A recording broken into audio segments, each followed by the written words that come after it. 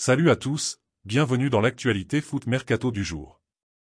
On commence ce JT par le FC Barcelone, et Leroy Sané, qui bientôt en fin de contrat avec le Bayern Munich, le joueur serait toujours sur les tablettes du Barça. Toujours en discussion avec l'Atlético Madrid pour un éventuel prêt de Joao Félix, 23 ans, le Barça garde un œil sur d'autres pistes dans le secteur offensif. D'après les informations du journaliste de Bild, Christian Falk, le FC Barcelone aurait manifesté de l'intérêt pour Leroy Sané, 27 ans. L'attaquant allemand aurait communiqué au Bayern Munich sa décision de rester avec le club cette année. Toutefois, il demeure incertain quant à son avenir pour l'été prochain, vu qu'il a seulement un an de contrat restant et que sa situation à long terme demeure floue. Sané envisagerait d'évaluer la tournure des événements au cours de cette saison, et s'il ne se sent pas à l'aise à Munich, il n'écarte pas la possibilité d'un départ. Le FC Barcelone suit attentivement l'évolution de la situation. Alors qu'il semblait complètement installé en Catalogne avec un statut de titulaire indiscutable quand les blessures le laissent tranquille, Ousmane Dembélé a finalement décidé de rejoindre le Paris Saint-Germain grâce à la clause de 50 millions d'euros présente dans son contrat signé l'an dernier. Une grosse perte pour Xavi Hernandez qui avait fait du champion du monde 2018 l'un de ses hommes de base l'an dernier, et qui comptait bien faire de même pour l'exercice 2023 à 2024. Pour autant, le technicien espagnol aurait d'ores et déjà trouvé le successeur du nouveau Parisien, et cela devrait convenir à ses dirigeants.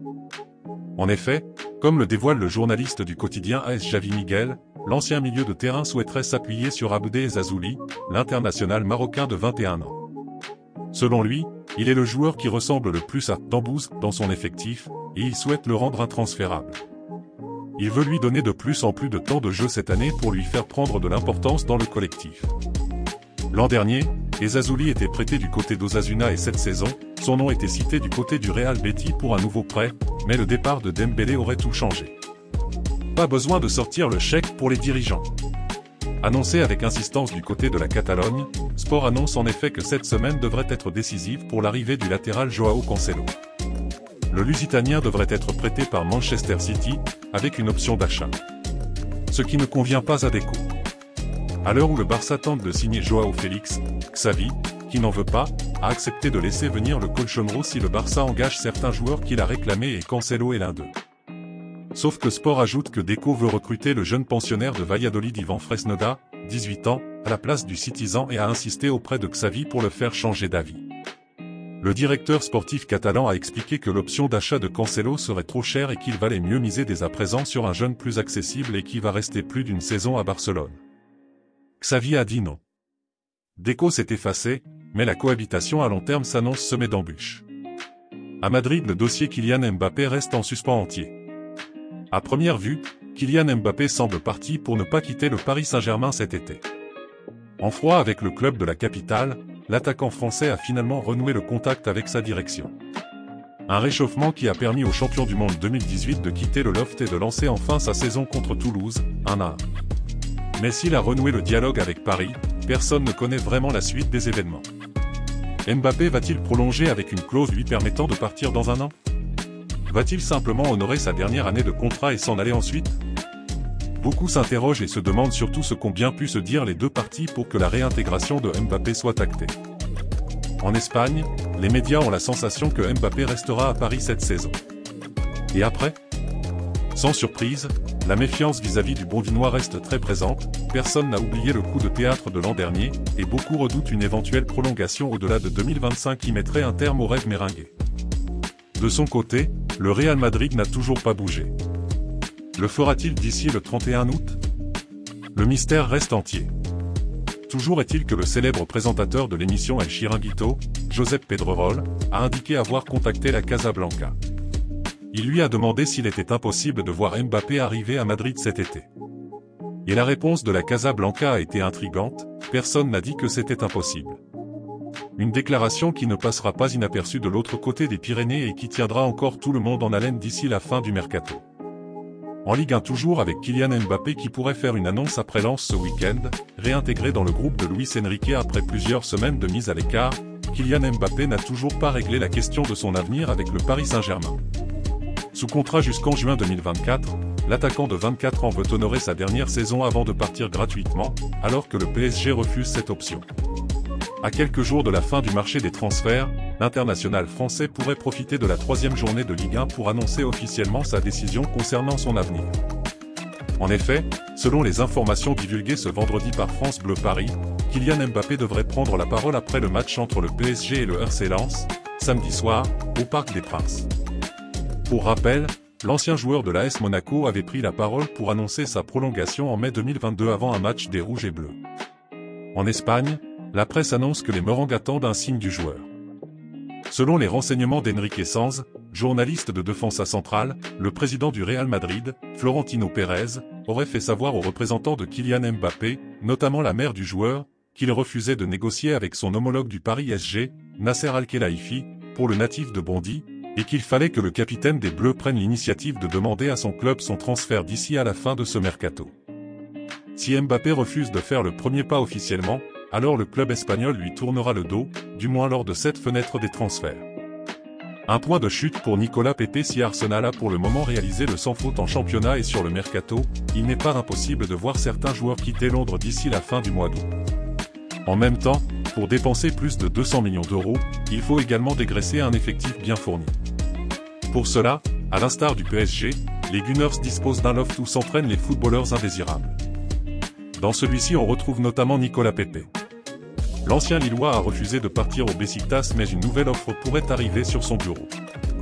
Celle-ci devrait venir d'Arabie Saoudite. Vous allez dire, quel championnat européen n'est pas prisé par les Saoudiens? En vérité il n'y en a pas. Les rois du pétrole mettent en ce moment sur pied une ligue qui s'annonce très compétitive. Si Cristiano Ronaldo avait ouvert la marche lors du dernier mercato hivernal, les joueurs affluent désormais de toutes parts. Il faut tout de même souligner que l'Arabie Saoudite a un argument que les autres n'ont pas, l'argent. Les billets tombent du ciel chez eux et les footballeurs ont ainsi l'occasion de toucher un salaire que 99,99% des gens sur Terre ne toucheront jamais de leur vie. Après la Russie et la Chine, la planète foot a trouvé son nouvel Eldorado. D'autant que les politiciens saoudiens encouragent ces investissements. Ils injectent même de l'argent dedans en ayant racheté plusieurs clubs du pays avec le fonds souverain saoudien. Mais pour que ce projet se développe dans le temps, il vaudrait mieux qu'ils ne recrutent pas uniquement des joueurs en fin de carrière. C'est pourquoi ils ont réussi à enrôler le capitaine du RC Lens Seko Fofana, ou encore N'Golo Kanté et Alain Saint-Maximin. Les trois avaient encore de belles années devant eux mais ont préféré partir. Et ce n'est pas seulement Al Nassr qui recrute. Nan, c'est tout un championnat qui est en train de se construire à l'image d'Al Ittihad ou encore Al Ahly. Selon Fabrice Hawkins de RMC Sport, c'est l'un de ces clubs qui pourrait offrir un point de chute doré à Nicolas Pepe. En s'engageant en Arabie Saoudite, Nicolas Pepe se verrait sûrement offrir un contrat très intéressant d'un point de vue financier.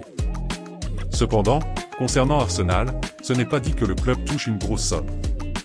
À un an de la fin du contrat de l'Ivoirien, si les Londoniens arrivent à en tirer 10 millions d'euros, cela sera déjà une belle prouesse. La venue de Pepe chez les Gunners n'a pas pris la tournure espérée. À son arrivée dans la capitale anglaise, l'ancien Lillois était devenu le transfert le plus cher de l'histoire du club de Premier League. Pour s'attacher ses services, les récents champions du Community Shield avaient déboursé pas moins de 80 millions d'euros. Les gagnants de cette histoire n'étaient autres que les Dogs. Ces derniers ont pu réinvestir intelligemment pour construire une équipe capable de remporter la Ligue 1 en 2021. À l'heure où le mercato estival bat son plein, certains joueurs demeurent libres de tout contrat. Des profils les plus expérimentés aux talents oubliés, voici un condensé des belles affaires à saisir avant la fermeture du marché. Le 1er septembre prochain, le mercato estival 2023 refermera ses portes, tout du moins pour le championnat de France, la Serie A et la Bundesliga. Pour le reste, la Premier League et la Liga auront, quant à eux, jusqu'au 31 août pour faire leurs emplettes alors que la Saudi Pro League pourra, de son côté, continuer d'enflammer cette fenêtre jusqu'au 20 septembre. En attendant de se plonger dans le rythme effréné des rencontres européennes mais également des chocs de Ligue des Champions, certains joueurs patientent encore sur la touche, à la recherche d'un nouveau projet ambitieux ou lucratif. Parmi eux, certains n'ont plein camp, des profils expérimentés mais également plusieurs jeunes en perte de vitesse. Voici un top 10 des belles affaires à saisir. 1. David De Gea, 32 ans, Espagne. Après 12 années passées à Manchester United, le gardien espagnol a été écarté des plans d'Erik ten Hag et n'a donc pas été prolongé. Depuis, André Onana est arrivé en provenance de l'Inter Milan pour le remplacer et l'ancien gardien de l'Atlético de Madrid n'a toujours pas trouvé de prétendant. Un temps annoncé du côté de l'OM mais également du Sevilla FC ou encore du Bayern Munich, l'homme aux 545 matchs disputés avec les Red Devils peine à retrouver un nouveau challenge. Dernièrement, la presse anglaise avançait, cependant, un intérêt concret de l'Arabie Saoudite et d'Al-Nasr. Reste désormais à savoir si l'intéressé acceptera de relever le défi au sein de l'équipe emmenée par Cristiano Ronaldo ou optera pour une autre destination. Une chose est sûre, le temps presse. 2. Sergio Ramos, 37 ans, Espagne. Toujours sans contrat depuis la fin de son aventure avec le Paris Saint-Germain, Sergio Ramos cherche un nouveau point de chute lors de ce mercato estival. Si un retour à Séville a été un temps envisagé, le défenseur central espagnol devrait finalement privilégier une nouvelle destination plus exotique. Après les États-Unis et la Major League Soccer, le joueur de 37 ans est dorénavant pisté par Galatasaray et surtout par le Beşiktaş du côté d'Istanbul en Turquie. Régulièrement titulaire sous les ordres de Christophe Galtier la saison dernière, l'Espagnol a, quoi qu'il en soit, encore plusieurs années devant lui au haut niveau et une dernière expérience avec un club stambouliote pourrait lui permettre de rester dans un environnement compétitif. Pour l'instant, le Beşiktaş a indiqué avoir stoppé les négociations du fait des prétentions élevées du joueur. Définitivement ? Réponse dans les prochains jours. 3. Almamy Touré, 27 ans, Mali. Passé par l'AS Monaco, le défenseur central de 27 ans suscite de nombreux intérêts cet été. Pourtant, depuis son départ de l'Eintracht Francfort le 1er juillet dernier, l'ancien numéro 18 du club allemand, vainqueur de l'Europa League la saison passée, n'a toujours pas retrouvé un défi à la hauteur de ses attentes. Si nous vous révélions dernièrement qu'il était dans le collimateur de 3 clubs de Premier League ainsi que de 2 clubs français, dont les identités n'ont pas filtré, l'international malien, une sélection, est toujours sur le marché. Blessé une bonne partie du précédent exercice, le natif de Bamako pourrait représenter un joli pari pour d'éventuels prétendants. Déterminé à l'idée de se relancer, Touré ne néglige rien pour son avenir. Avis aux intéressés. 4. Siemoué Bakayoko, 29 ans, France. Arrivé à Chelsea en juillet 2017, le milieu de terrain défensif français a finalement quitté le club londonien, désireux de libérer de la place dans son effectif conséquent.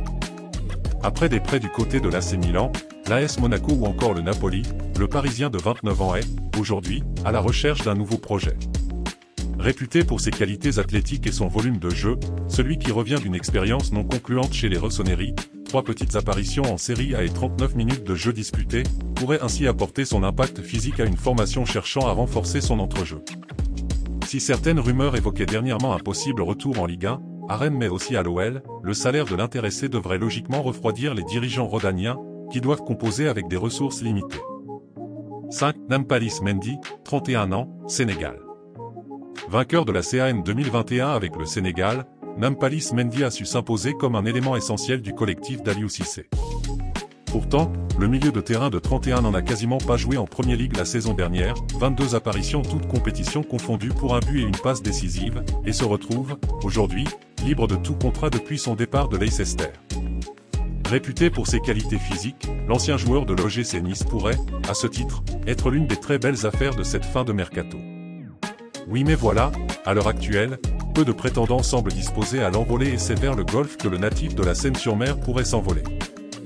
Dernièrement, plusieurs sources évoquaient ainsi un possible départ vers la Saudi Pro League.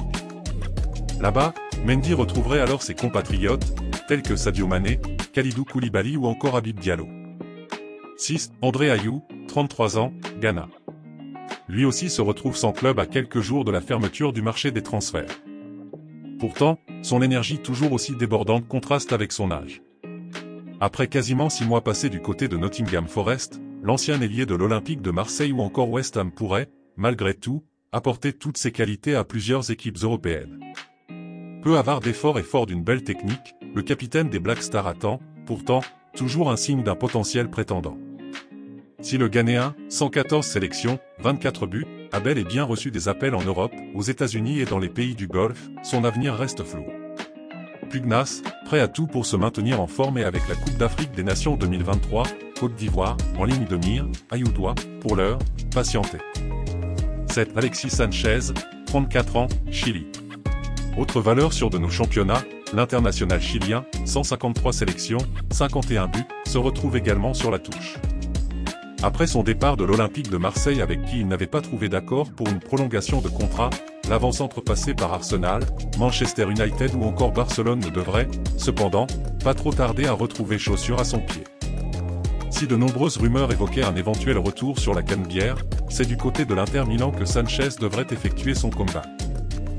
D'après la Gazzetta dello Sport, les dirigeants nerazzurri désireraient voir le transfuge des Gunners revenir du côté de Giuseppe Nizza, alors que Joaquin Correa, lui, plus les faveurs de Simone Inzaghi. Au regard de la dernière saison réalisée par l'enfant de Tocopilla, 18 buts, 3 offrandes en 44 matchs, ce mouvement a tout d'une très belle affaire. 8. Eden Hazard, 32 ans, Belgique. Bonne affaire ou non? Chacun se fera son idée. Une chose est sûre, la carrière de l'international belge, 126 sélections, 33 buts, reste plus qu'honorable et son talent demeure indéniable. Après un passage étincelant du côté de Lille et plusieurs belles années sous la tunique de Chelsea, le crack de la Louvière a, cependant, connu un gros coup de moins bien avec le Real Madrid. Libéré par les Merengues en juillet dernier, Hazard peine désormais à rebondir. Si le spectre d'une retraite a parfois été annoncé, le Belge peut, malgré tout, espérer un nouveau défi. D'autant que plusieurs clubs sont prêts à l'accueillir. Comme expliqué sur notre site, la Major League Soccer lui fait les yeux doux. Nous vous avions parlé il y a quelques semaines d'un intérêt du la Galaxy. Par la suite, l'Inter Miami de David Beckham et Lionel Messi a aussi tâté le terrain. Mais l'ancien de Chelsea a repoussé leur proposition. Enfin, les Whitecaps de Vancouver, Botafogo mais également l'Arabie Saoudite figurent aussi parmi les éventuels prétendants. Une liste conséquence qui pourrait donc être synonyme d'une fin d'été agitée pour le droitier de 32 ans. 9. Mariano Diaz, 30 ans, République dominicaine. Le 3 juin dernier, le Real Madrid annonçait le départ de Mariano Diaz à l'issue de la saison. Depuis, l'attaquant n'a toujours pas trouvé le moindre club mais reste une beau pari à tenter. Si le temps presse, l'ancien buteur de l'Olympique lyonnais pourrait bien se tourner vers une destination exotique, à la mode lors de ce mercato estival. Dans cette optique, la presse espagnole révélait dernièrement que le Dominicain était pisté par 2 clubs saoudiens, qui ont déjà transmis leurs offres. Si le joueur est motivé à l'idée de rejoindre l'Arabie Saoudite, ce dernier a malgré tout fixé des exigences bien précises, puisqu'il attendrait pas moins de 6 millions d'euros net par an. Un contrat juteux que réclame l'ex-Merengue, qui espère voir ses envies devenir réalité d'ici les prochaines semaines. Et en 10e position Alfredo Morlo, 27 ans, Colombie. Dernier nom de cette liste non exhaustive, l'ancien attaquant des Rangers, libéré de son contrat le 1er juillet dernier, n'a toujours pas retrouvé un nouveau challenge. Malgré 12 buts inscrits et 6 passes décisives délivrées la saison passée, l'international colombien, 11 sélections, 1 but, en pourparlers avec le Zénith et le Spartak Moscou, reste sans club. Une situation qui pourrait ne pas perdurer bien longtemps pour celui qui est également suivi de près par le club espagnol de Granada. De retour au pays où il a été aperçu sur les terrains avec ses amis, Morlo attend désormais un signe. S'adressant à Sport 24, son agent Martin Camagno insistait, à ce titre, sur un possible départ en Russie où plusieurs formations sont à l'affût. Le transfert de Morlo en Russie est toujours possible. Il n'y a pas que le Zénith et le Spartak qui s'intéressent à lui, mais aussi d'autres clubs de Première Ligue russe. Enfin, outre ces noms, d'autres belles affaires restent encore à faire sur ce marché estival. C'est le cas de Luis Gustavo, passé par l'EM et sans club depuis son départ d'Al Nassr, Yann Villa, récemment libéré par El Olympiakos Le Pirée, Steven Nzonzi, à la recherche d'une nouvelle expérience après son passage à Al Rayyan SC, Aris Belkebla, prêt à rebondir depuis son départ du stade brestois, Axel Tuanzeb, pas conservé par Manchester United, Xheka, sans club depuis son passage au stade rennais, ou encore Jesse Lingard, déterminé à l'idée de rebondir après Nottingham Forest. Autant de profils qui devraient, logiquement, animer la dernière ligne droite de ce mercato estival 2023. C'est tout pour l'actualité foot mercato du jour, n'oubliez pas de vous abonner pour suivre la suite et fin passionnante de ce marché estival 2023.